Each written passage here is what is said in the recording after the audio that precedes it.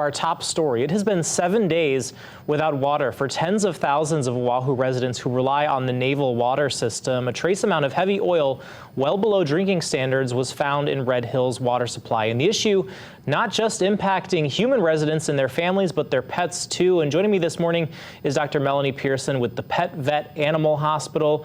Melanie, thanks for being here. And you told me that right now, just in the last week, your hospital has actually seen a number of military clients, right?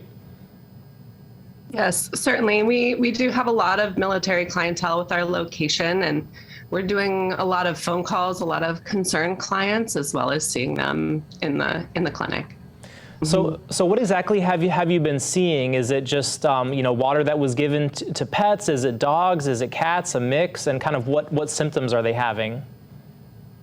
It does seem to be more dogs, and it seems to be more gastrointestinal issues.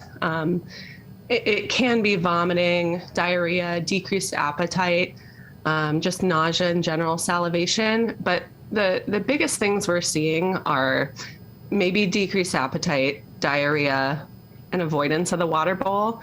It's typically the water bowl that's the issue. Certainly, petroleum in the water can cause skin irritation. It can cause respiratory depression or distress, but we haven't been seeing that. We've just really been seeing gastrointestinal issues.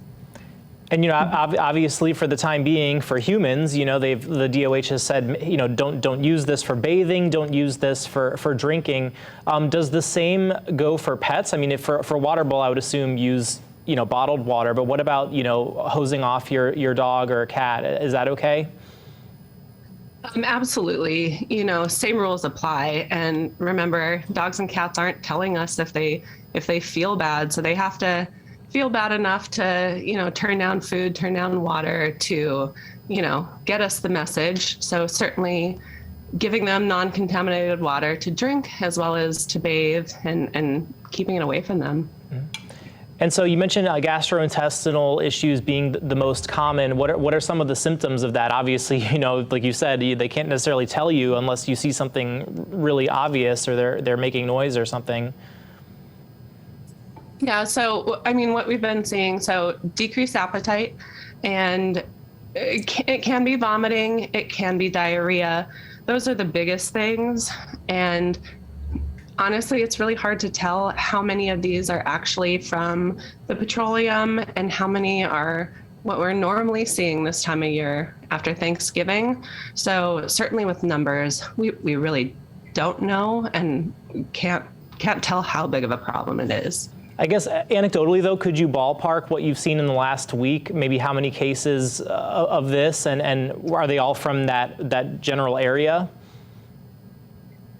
Yeah, they tend to all be from that area. Hard to ballpark.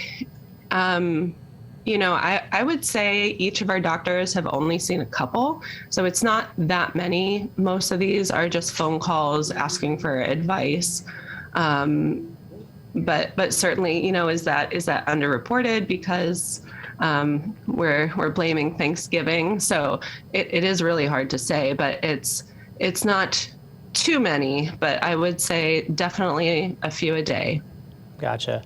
So we're wrapping up now, but any last advice other than making sure obviously use bottled water for the bowl?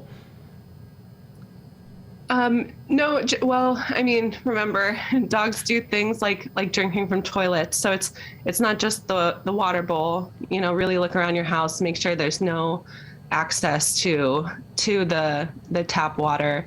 It doesn't have to be bottled water. It can be from the other sides of the island, but really just making sure, even sprinkler water, that kind of thing. Make sure they just don't have access to that.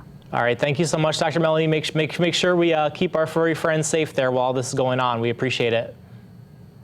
Okay, thank you. Absolutely. All right,